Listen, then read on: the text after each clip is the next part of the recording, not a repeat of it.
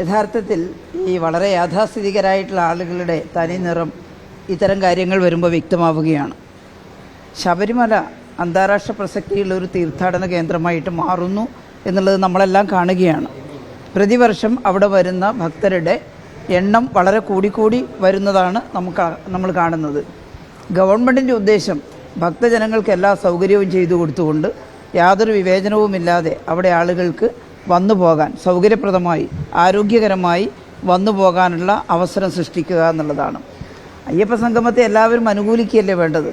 അതിനകത്ത് ഏതെങ്കിലും തരത്തിലുള്ള എന്തെങ്കിലും ഒരു വ്യത്യാസം പ്രകടിപ്പിക്കുകയല്ല വേണ്ടത്.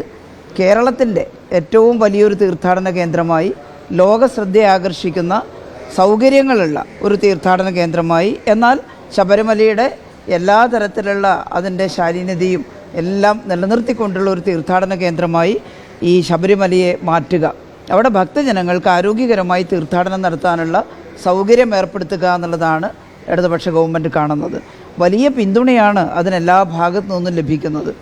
ഒരുപാട് പ്രശസ്തരായിട്ടുള്ള ആളുകൾ ഈ അയ്യപ്പ സംഗമത്തിൽ പങ്കെടുക്കും.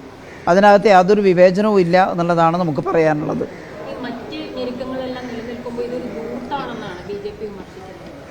ഇതിലെന്താ ദൂർത്തുള്ളത്? യഥാർത്ഥത്തിൽ അതിൻ്റെ ലക്ഷ്യം എന്താണെന്ന് ഗവൺമെൻറ്റും ദേവസ്വം വകുപ്പ് മന്ത്രിയെല്ലാം പറഞ്ഞിട്ടുണ്ട്. ഒരുപാട് ആളുകൾ ശബരിമലയെ ഏറ്റവും ശക്തിപ്പെടുത്തുന്നതിനും അവിടുത്തെ ഭക്തർക്ക് അനുയോജ്യമായിട്ടുള്ള സൗകര്യങ്ങൾ ഒരുക്കുന്നതിനും സംഭാവന ചെയ്യാനടക്കം തയ്യാറാണ്. അത്തരത്തിലുള്ള നല്ല മനസ്സുള്ള ആളുകളെല്ലാം പങ്കെടുപ്പിച്ചുകൊണ്ട് അതിന് ശബരിമലയെ കൂടുതൽ ശക്തമാക്കാനുള്ള ഒരു അഭിപ്രായം ഉണ്ടാക്കുക എന്നുള്ളത് കൂടി ഈ അയ്യപ്പ സംഗമത്തിൻ്റെ പിന്നിലുണ്ട്. ബഹുമാനപ്പെട്ട ഹൈക്കോടതി തന്നെ അത് ചൂണ്ടിക്കാണിച്ചിട്ടുണ്ട്.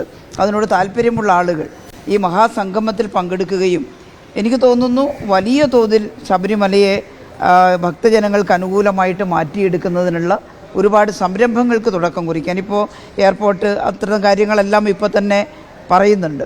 അപ്പോൾ അതിനെല്ലാം സഹായകരമായിട്ടുള്ള പിന്തുണ ജീവിതത്തിൻ്റെ നാനാ തുറകളിൽപ്പെട്ട ആളുകളിൽ നിന്ന് ഈ സംഗമത്തോടുകൂടി ലഭ്യമാകും എന്നുള്ളതാണ് കാണുന്നത്.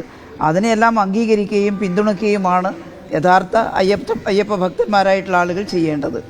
ഒറ്റ കാര്യം കൂടി, അതായത് ഇത് പറയുമ്പോൾ തന്നെ ഇതുമായി ബന്ധപ്പെട്ട ഒരു അഫിഡവിറ്റ് നിലവിൽ സംസ്ഥാന സർക്കാർ കൊടുത്തിരുന്നു, യുവതീ പ്രവേശനമാണ്. ഒപ്പം തന്നെ നേരത്തെ നടന്ന പ്രതിഷേധങ്ങളുമായി ബന്ധപ്പെട്ട കേസുകളുണ്ട്. അതൊക്കെ പിൻവലിക്കാതെ ഇത് നടത്തുന്നതിനെയാണ് BJP വിമർശിക്കുന്നതെന്നാണ് അവർ പറയുന്നത്. അതിനെക്കുറിച്ച് ദേവസ്വം വകുപ്പ് മന്ത്രി തന്നെ സൂചിപ്പിച്ചിട്ടുണ്ട്. അത്തരം കാര്യങ്ങളൊന്നും കോടതി പോലും കണക്കാക്കുന്നില്ല. കാരണം അഫിഡവിറ്റ് കൊടുത്തത് ഇടതുപക്ഷ ഗവൺമെൻറ്റിൻ്റെ കാലത്ത് മാത്രമല്ല, അതിന് മുമ്പ് കൊടുത്ത അഫിഡവിറ്റും അവിടെയുണ്ട്.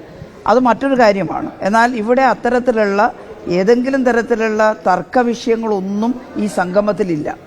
സംഗമത്തിൽ അയ്യപ്പ ഭക്തരായിട്ടുള്ള ശബരിമലയെ സംരക്ഷിക്കണമെന്ന് ആഗ്രഹിക്കുന്ന, ശബരിമലയെ ഒരു അന്താരാഷ്ട്ര തലത്തിലുള്ള തീർത്ഥാടന കേന്ദ്രമായിട്ട് മാറ്റണമെന്ന് ആഗ്രഹിക്കുന്ന ആളുകളുടെ ഒരു സംഗമം മാത്രമാണ്. അതിൽ മറ്റൊന്നൊരു വിഷയമല്ല.